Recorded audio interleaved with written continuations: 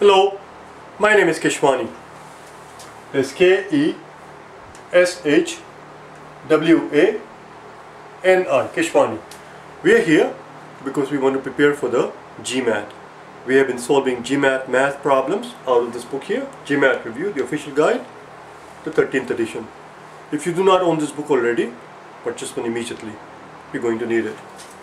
The problem that we are about to solve is the one that you will find on page number 285, and today is our lesson number 148. Problem number 115 is what we are about to solve. In problem 115, we are told that we have two machines, machine X and machine Y. Machine X is first working by itself, and we are told that machine X works for 4 hours by itself and does part of the job. And after that, machine Y takes over, and machine Y starts working again by itself and finishes the job in 3 hours. Question simply is, how long would it have taken for X to continue working by itself and finish the job? If X had continued working by itself, how many additional hours would have taken X to finish the job by itself? Let's see what they tell us. In the first statement they tell us, problem number 115, in the first statement they tell us that machine X produced 30 bottles per minute. So they're telling us how fast, they're telling us the rate of work for machine X. They tell us that X makes 30 per minute.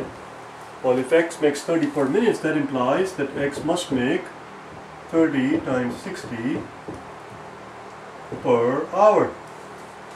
And since it had been working for 4 hours, that implies that X makes 4 times that amount. 30 times 60 times 4 in 4 hours. So that's the total amount of bottles that X makes, which is 30 times 60 times 4.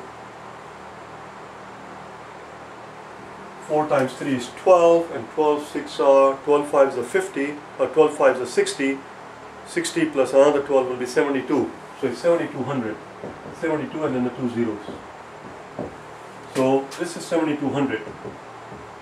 Now that tells us that Y must make, that implies that Y must make whatever the total amount is, total amount of bottles that they want to make in the batch, minus the 7200 that have already been made by machine X. The Y must have made T, total amount, minus the 7200 in the 3 hours.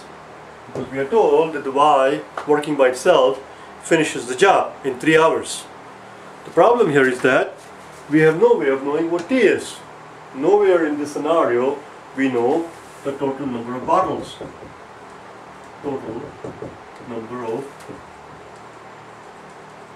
bottles to be made. And since we do not know the total number of bottles that are to be made, we cannot figure out this figure. We cannot calculate this figure, T minus 7200. We need to know that amount in order for us to figure out how many additional hours X will take to finish the job. We know how fast X is working. X is making 30 bottles per minute, or 30 times 60 per hour. If we can figure out how many bottles it has to make, we can figure out how many more hours it will take to finish the job. But we have no way of knowing what T is. Therefore, this entire thing was worthless. The first statement by itself is no good.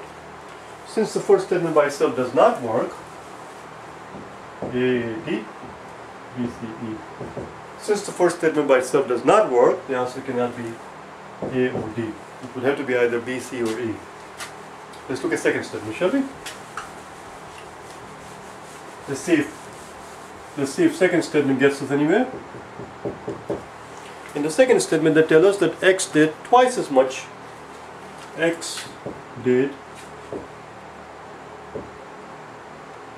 twice as much in 4 hours as Y did in 3 hours. Well, that's very helpful. If X does twice as much work as Y did, Now the fact that one X took 4 hours to do twice as much work and the other guy took only 3 hours, that's not the part that interests us. What interests us is the fact that X does twice as much work. Therefore, between the two of them, what that tells us that therefore between the two of them,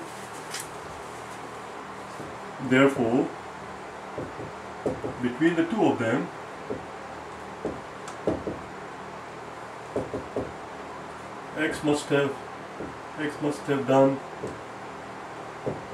2/3 of the job, and Y must have done the 1/3 of the job. And therefore, between the two of them, they finish the job. X does 2/3 of the job, Y did 1/3 of the job. So that's very helpful. Now we know that X did 2/3 of the job in 4 hours. So that's very helpful. Let's continue on the top here.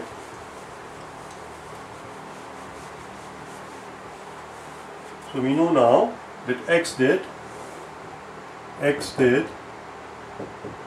2/3 of the job in 4 hours.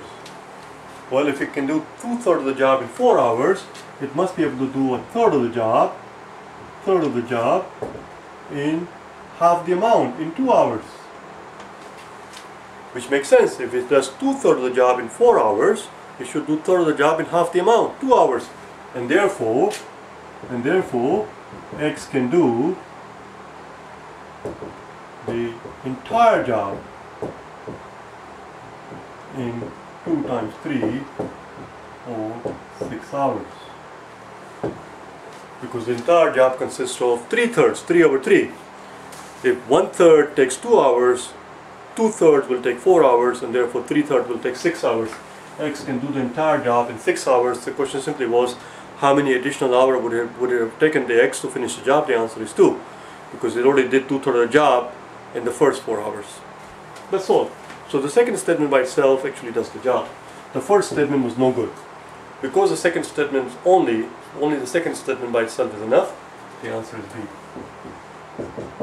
The answer is B. And that's all there is. I'll see you tomorrow, okay?